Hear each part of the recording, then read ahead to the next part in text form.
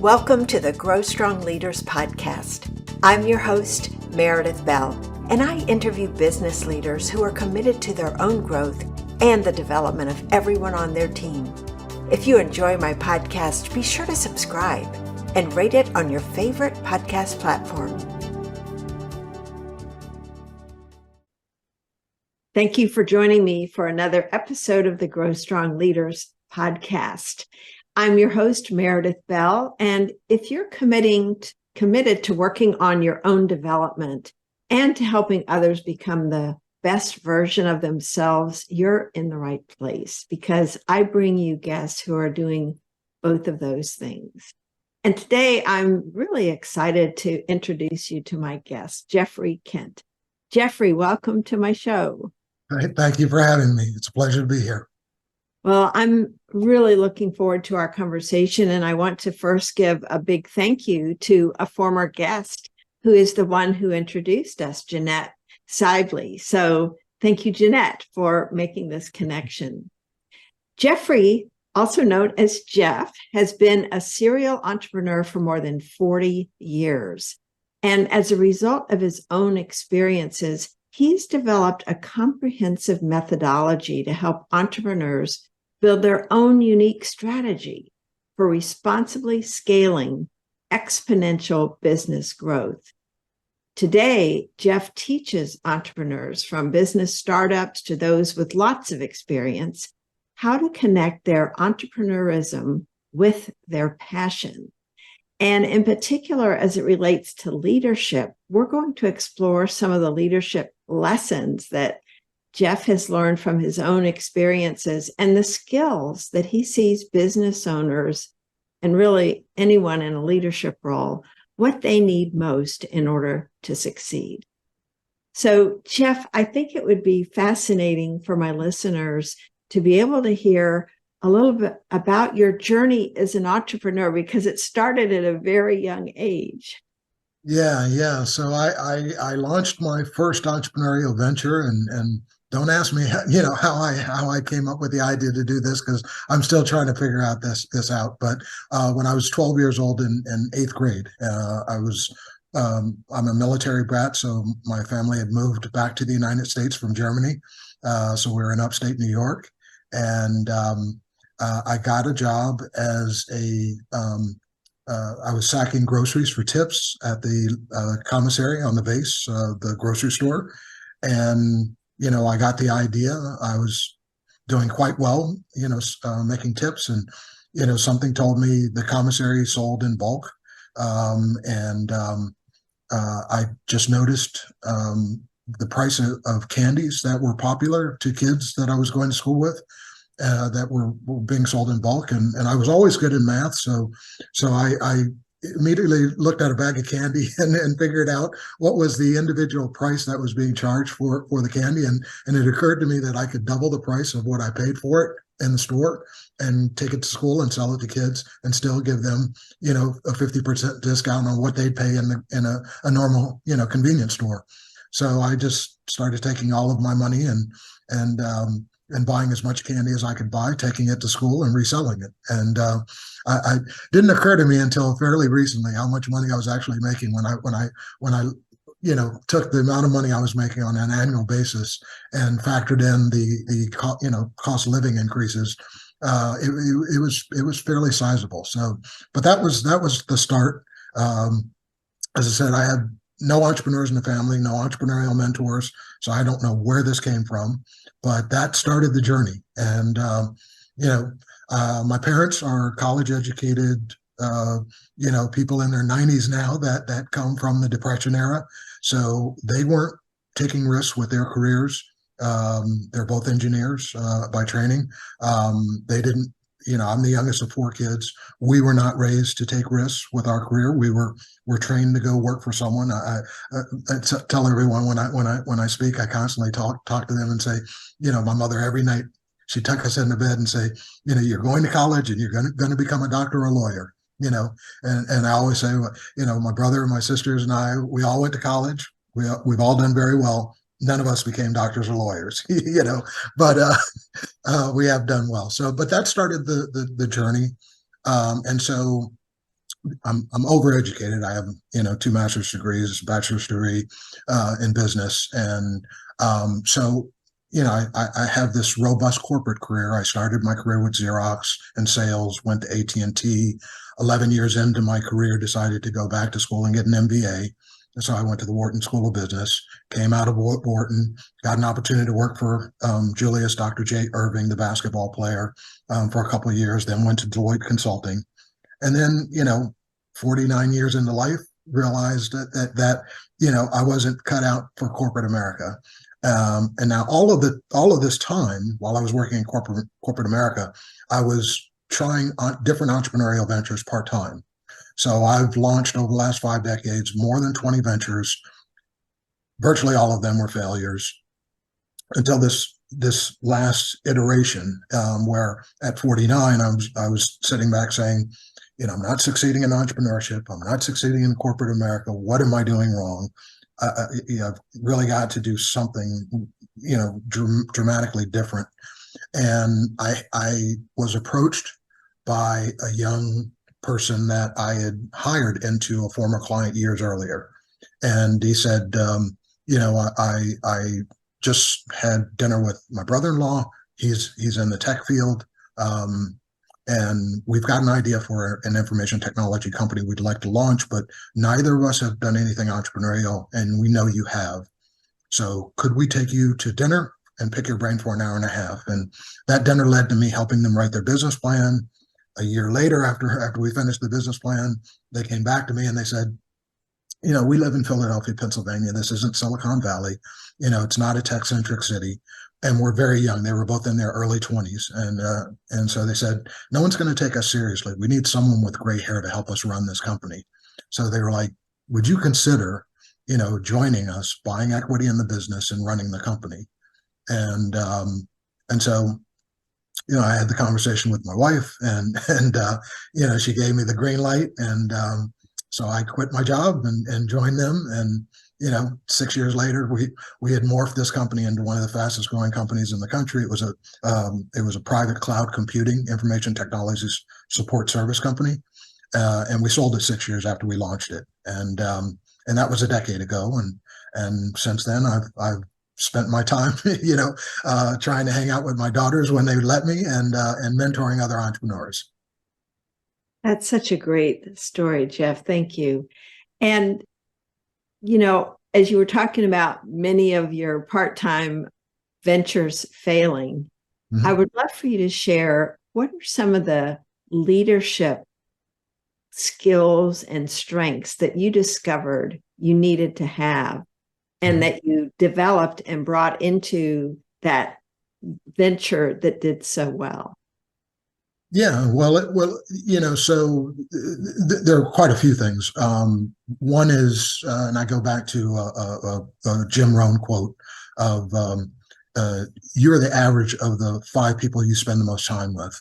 So I translate that in business to mean, if you want to succeed, surround yourself with successful people, do what they do, and you'll achieve the results they've achieved, right? So, so for me, it was figuring out what an A team would look like for me in order to realize my vision, and that could be co-founders, executive leaders, managers, staff, advisors and mentors, a board of directors, but just finding the best and brightest to surround myself with to help me, because there's too much to do for anyone to do it on their own. So you really have to have great people around you to guide you and help you, achieve whatever it is you want to achieve.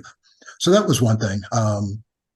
Another thing was achieving any goal is easier when you start from the end and work your way back to the beginning. So I tell entrepreneurs it's the opposite of reading a book, in terms of building a business.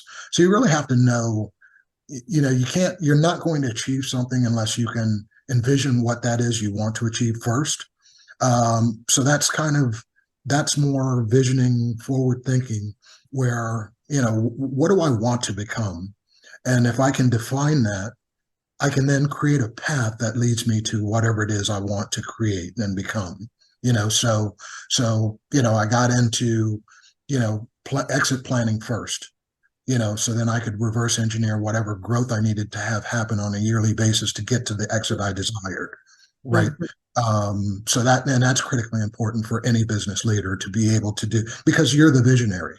So, so you've got to be able to articulate to everyone else what the vision is, and that's hard to do if you haven't thought of what the vision is. So Mm. that was another lesson. I'm trying to say, well, I mean, successful entrepreneurs take the time to figure out what they love to do, and they build businesses around their passions, right? So, so I think that was, it was another leadership thing. You're a more effective leader if you love what you do. If you do what you love what you do. What your love for what you do permeates everything you do, and that attracts people to you.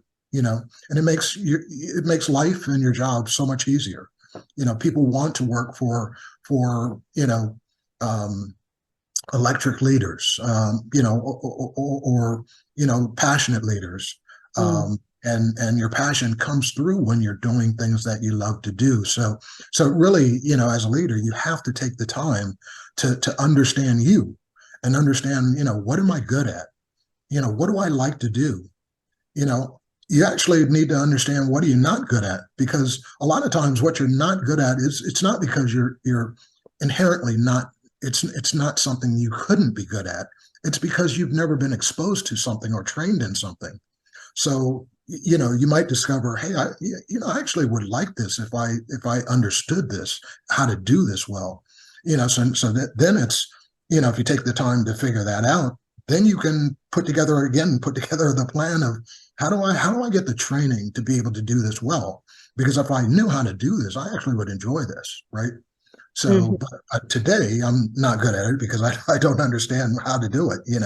So, so that that's another aspect of leadership. And then the probably the most important thing, because this really drives any business, are your customers and how you treat your customers.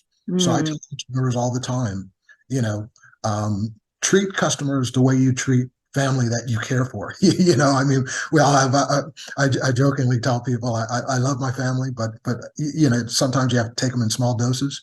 But um, but when you think of family that you truly love, want to spend lots of time with, whether it be your mother or your father, sister, brother, whatever the case may be, child, if you were to market to them with your business, how would you treat them?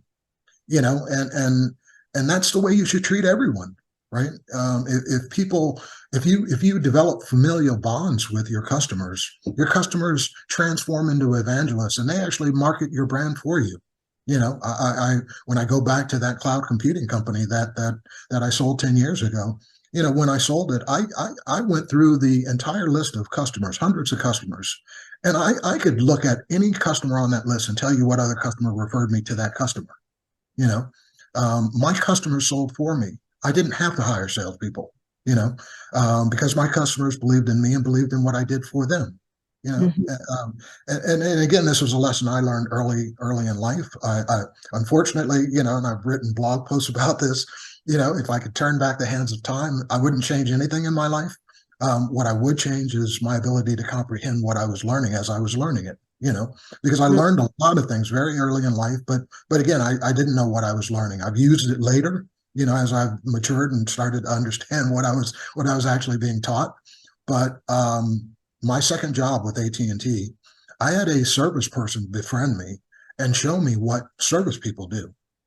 And so I'm at that point, I had graduated early from high school and college, so I was probably 21 or 22 in my second job.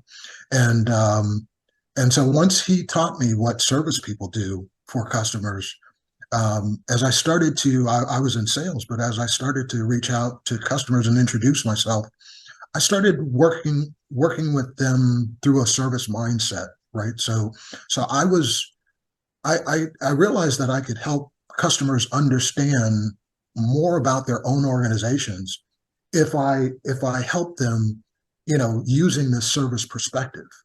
So I did that again at the time, not knowing what I was doing. And I started generating sales to a point where I ended up in that second job. And this is after getting fired because I didn't make my sales quota at Xerox, going to AT&T. And in my first year in the field, becoming their global #1 sales rep, right? And Mm. AT&T at the time, this is 1981, was the largest company in the world, both in terms of annual revenue and number of employees. So I was the top rep in the world for the top business and biggest business in the world. And it was because I was leading with service. I realized that you sell through service, sell more effectively through service than you do through sales. And so as I was, going, meeting customers, finding problems, helping them solve problems, it led to sales. And then I was generating sales at a clip where people were like, "What in the world are you doing?"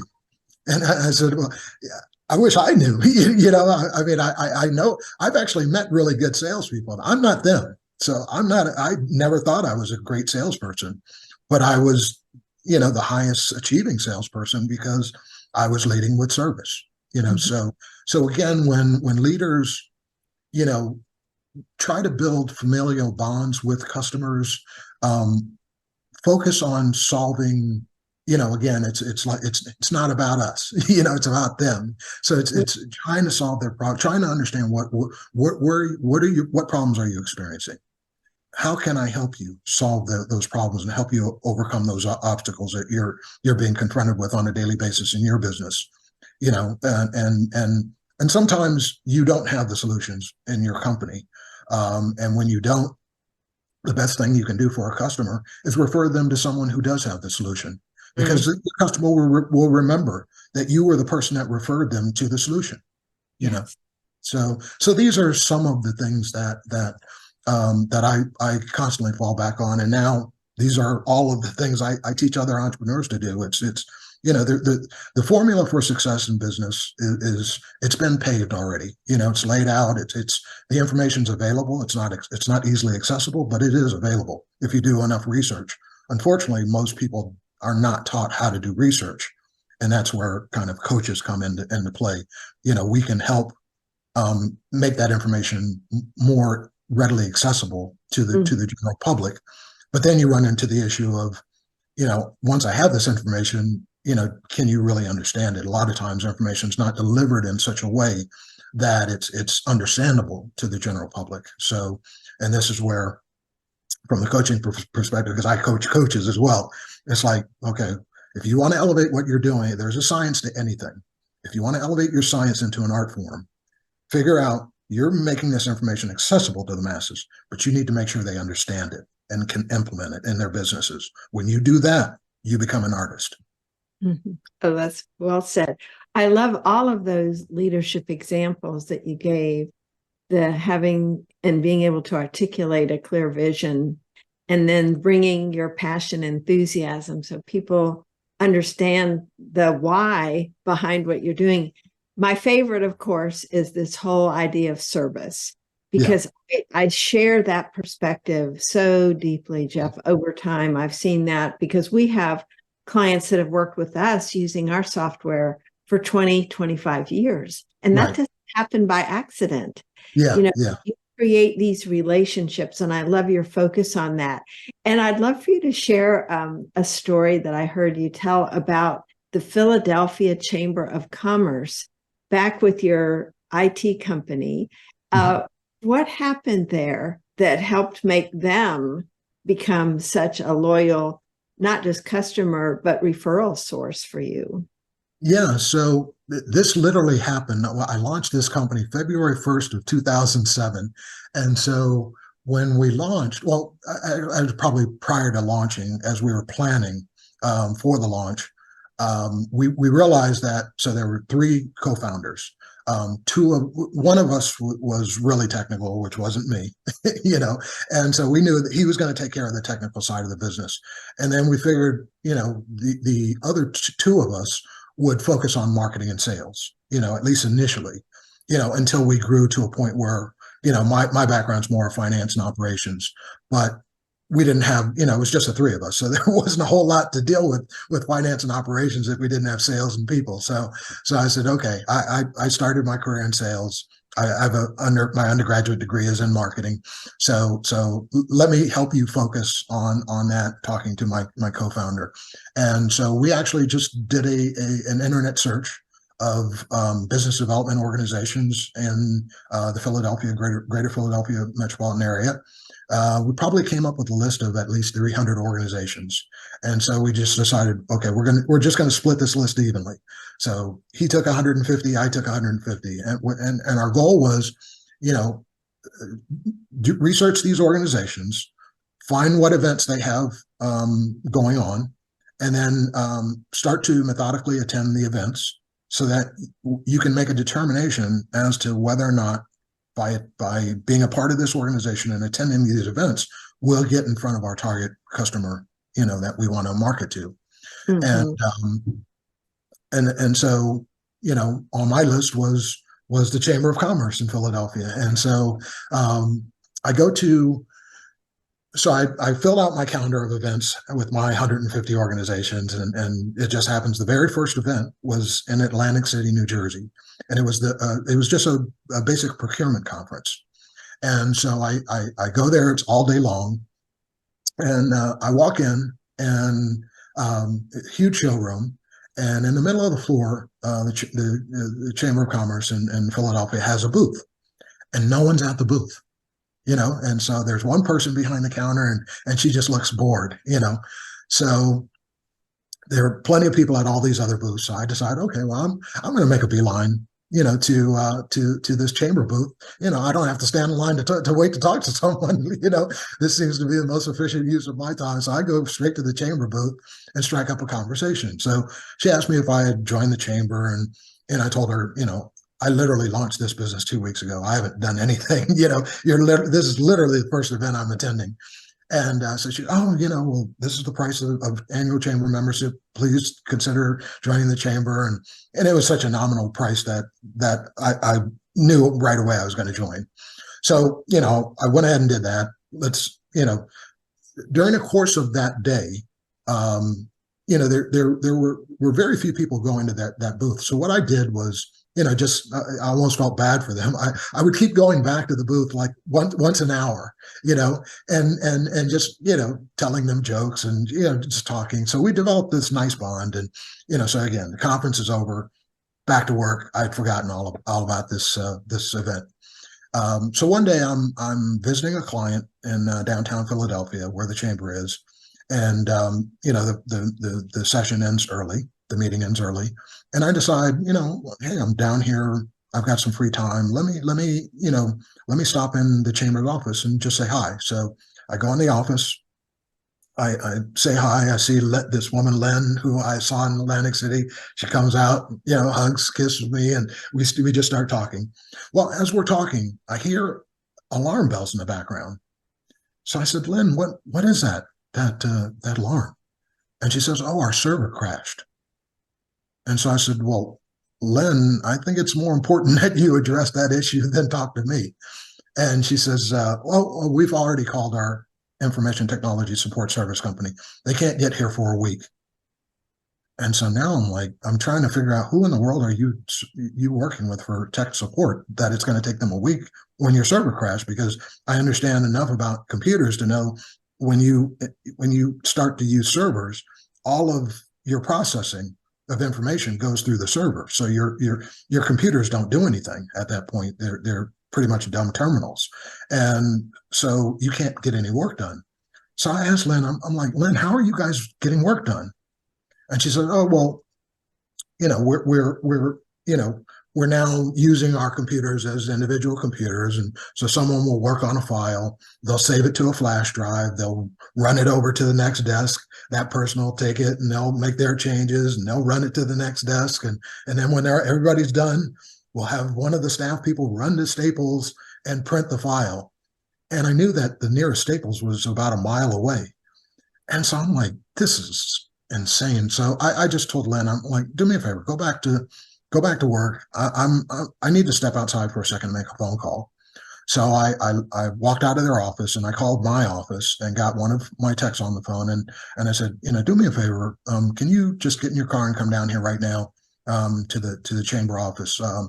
I know they're not a customer, but I feel really bad that they're operating the way they are. I'd like to see if we can help them. So he came down maybe like an hour later. He gets to the chamber office. He looks at the server, fixes it, and comes back to me and says, I need to talk to you. And so he pulls me aside and he says, they don't really have a server. They have a desktop computer that's been rebuilt to act like a server. And the newest part that I could find in that server is 20 years old. He said, so the machine is dying. I was able to patch it up and get it back up and running, but it's going to continue to crash because it's dying. It's so old. He said, so they really need to buy a real server as soon as possible, before this thing dies. And so I said, okay, thank you. He left, went back to the office. I then, got Lynn again, and I retold her what had been told to me. And so she says, well, could we buy a server from you? And I said, well, we don't really resell computer hardware and software. We're not in that business, but we use servers to service our clients. And so we buy from Dell. So I'm like, well, if you don't mind a Dell server, I can order one as if it's, coming to my business, and then I can just bring it to you and set it up. And she's like, oh yeah, that's fine. So she placed the order on the spot, and I called my office and I told my tech who had just been down there, I'm like, okay, when you get to the office, do me a favor, pick up one of our spare servers and come right back downtown. I want you to replace this desktop, retrofitted desktop with one of our servers, get them set up until their server arrives, because servers are built from scratch. They're usually not manufactured in the United States. So typically it takes about a week to get a new server. So I knew they needed something for at least a week. So fast forward, a week goes by, the new server arrives. We come just to pick up our old server, because they're still not really technically our client.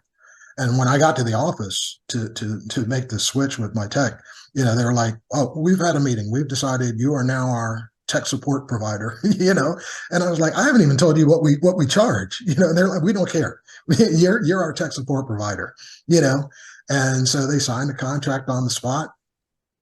They remained a customer the entire 6 years I had the business.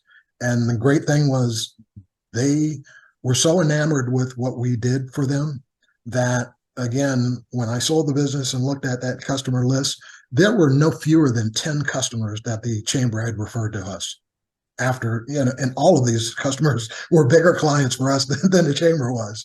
So I was incredibly happy that they became a customer. Geoff, there's so many things I love about that story that apply to all of us. Mm-hmm. And one, to me, is just that desire you had, the spirit of service that you brought, that you saw there was this issue, and you didn't have any thought of what's in it for me in that moment, or what am I going to get out of this? And I'm sure she sensed that you are genuinely caring about the fact that they had this downtime unnecessarily, and the inefficiencies that were created because of that. Right. Is just amazing. So I think that whole idea of how can I be of service, people feel that from you. You can't fake it. You can't take it as a strategy. It's a way of being with others. Don't you think that they can feel that from you? And look what happened as a result. There was no question who they wanted to work with after that, because you demonstrated that interest in them, that caring.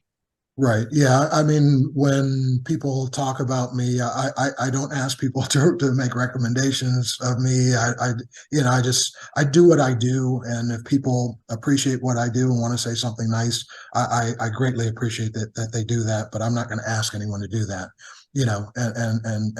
but what I consistently hear when, if I ever asked anyone, what do you think about me? And what is it that comes from me when you're around me and we converse, and when you deal with me, and it's the one word that I hear consistently is authenticity.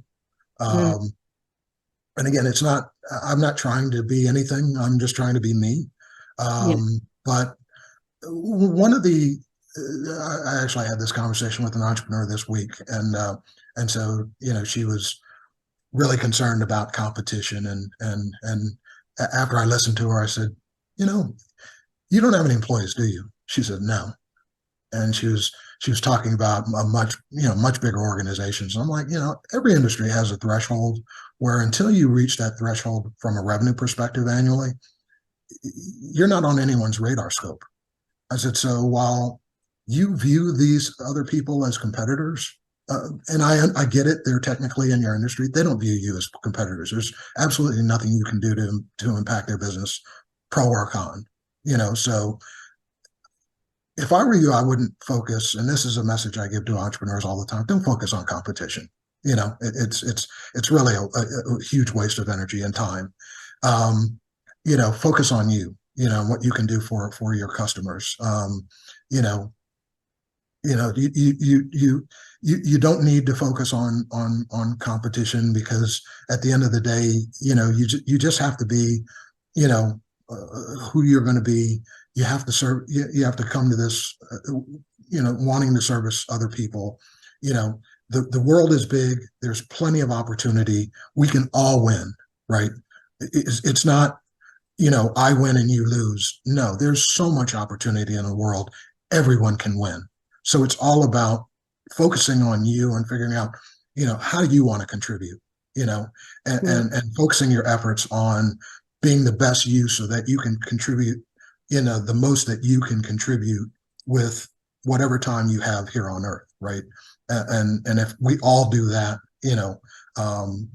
this world's going to be dramatically different, Oh, yes, Geoff. And as I'm listening to you say that, I'm thinking of people who are business owners, also people within organizations that are larger, where there's often competition across departments for dollars, or just other kinds of competition where people are pitted against each other. And what you're saying to me applies so beautifully to those situations as well. If instead of seeing them as competition, how can I be of service? How can I bring my best contributions for the greater good?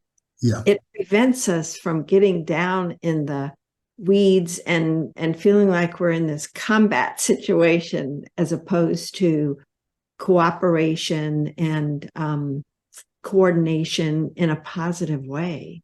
Right. Well, and in business, again, with competition, we're all taught to, hey, well, you're gonna be competing, and there's all this competition out there, and so you've got to be better than the competition, so on and so forth, and and I just think that's the wrong way to view, business.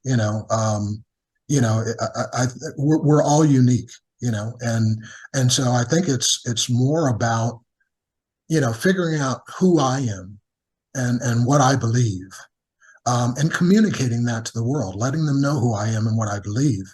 Because when people fall into buckets, when people adopt anything, it's done in waves, so there's, when you think about a company like Apple, they have this group of evangelists. There's a percentage of the population that they just live and breathe Apple computer. Mm-hmm. And so when Apple comes out with a new product, they'll camp out overnight in front of the store, but there are people that will do that for any product or service, right? If you communicate what you believe, because by doing that, you attract the people that believe what you believe. And those first movers, which is typically 2.5% of any population, are the easiest people to sell to. If you focus on selling to them, they'll bring in the next wave of people. There are fast followers, and that's typically about 16.5% of the population that, they just want to see that someone else is using something. So once they see that, then they come on board. And then you have, 60 to 70% of the population is the mainstream.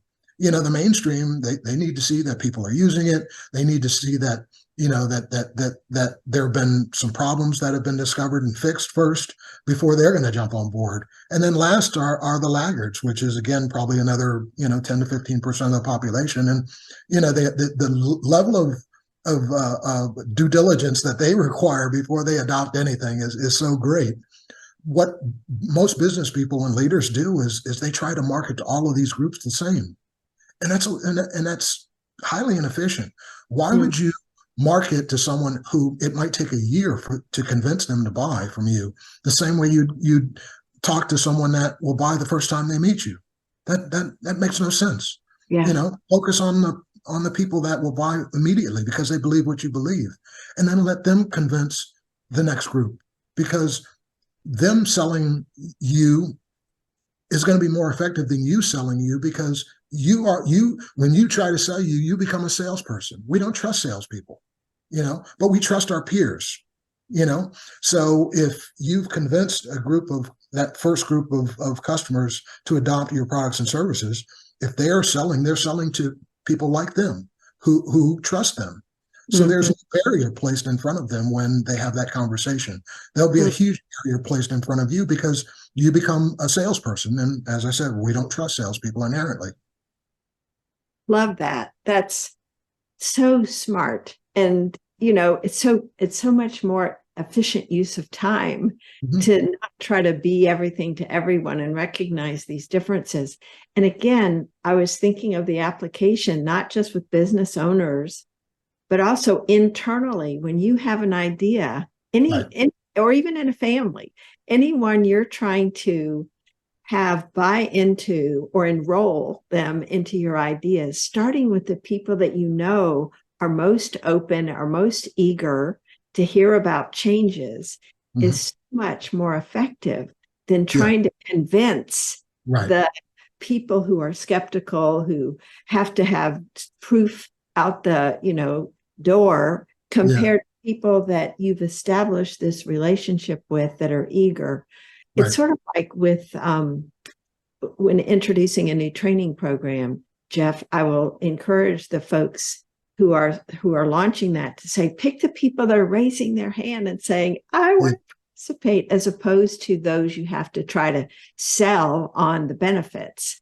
If they Exactly. already see that, the universal application of what you're saying, Yeah. I think, is really, really important. So I appreciate your bringing that up, because just those two questions, who am I?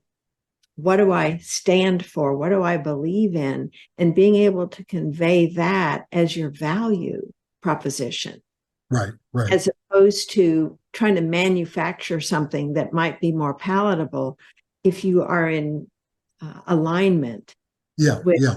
in terms of your message you're putting out, Yeah. with who you are. It just seems like it would be so much more effortless in Yeah, making. and to your point, I love your analogy as business people and as leaders, when we enter the marketplace, it's like being in a classroom. And so what you want to do is you want to see who's raising their hand. Those are the people you want to market to first, right?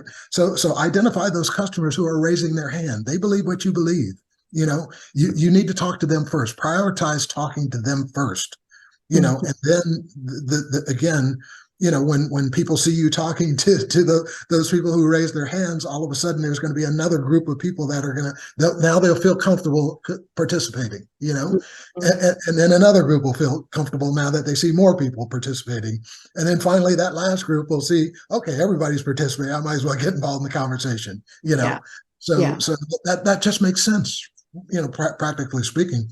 And then you get into, we as business people and leaders, we have to add value, right? So I always tell, again, I tell entrepreneurs, because entrepreneurs, and I've gone through this as well. You'll join organizations and you'll go to events and they'll say, okay, well, you need to understand what your value proposition is. So we're going to create these set of exercises and we're going to come up with a 30-second elevator pitch and your value proposition, blah blah blah blah. And I think the way all of this stuff is communicated is just way too complicated, and people walk away and say, oh, okay, I came up with something, and they never apply it because they truly don't understand what they just did in those exercises. I said, I boiled this down to 3 simple yes or no questions. You want to figure out who you need to talk to, how you can add value. Question number 1 is, whatever your product or service is, does it already exist anywhere in the world? today? Yes or no? And and if you say no, then at that point you need to get hit upside the head, because no one's in this world of 8 billion people, no one's coming up with any one idea that no one else in the world's come up with at the same time. It just doesn't happen.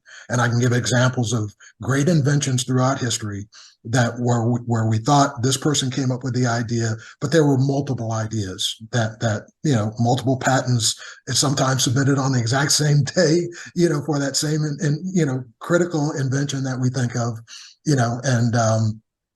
So no one's coming up with a novel idea. So then so your product or service always exists. And then it's the second question is everyone who could buy your product or service or use your product or service, are they being serviced by someone who sells your product or service anywhere in the world? Yes or no? And you actually might then say, no, I actually know a segment of the population that's not being served. I tell them, okay, well, stop. That's your value proposition. Service that group of people that is not being served, so that you can become a dominant factor in terms of providing your products or services to that group, and gain the name recognition as becoming the only person that does this for this group. Because once you become the dominant provider, when you decide to expand, people will have heard your name. Your name is, precedes you. And it's so much easier to sell when people know who you are and have heard about you and understand how you add value, what your products or services are, what they're priced, how customers use them, how those products and services impact customers, and can quantify that. Your selling job is incredibly easy at that point.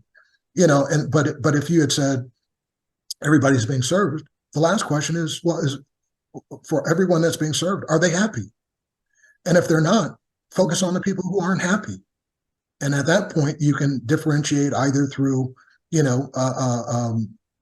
pricing, speed of service, or a range of options that you provide them with your service. And there are models of that exist that you can follow. So if it's a speed of service, that's the Federal Express model. Look out how they competed against the post office. If it's a pricing model, and this can be high or low. High is it's Rolls-Royce.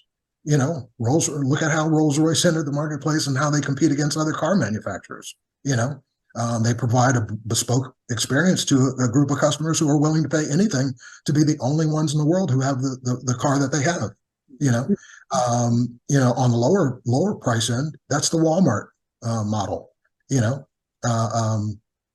Where they started out as a company providing goods in rural environments at prices that people that lived in rural environments could afford. It became so popular. Now they've migrated to the suburbs and into the cities. And I'm in Philadelphia.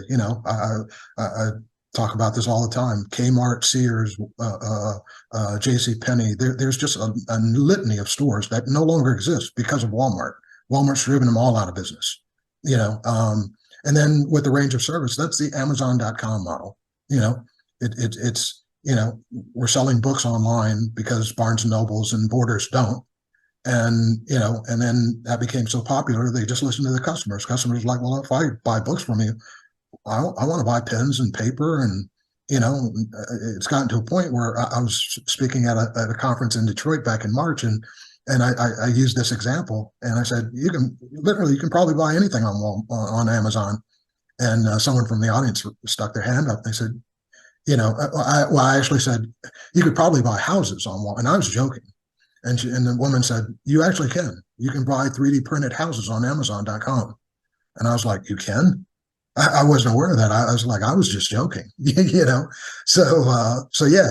I mean, you can compete. And then on the other hand, you go back to those three questions.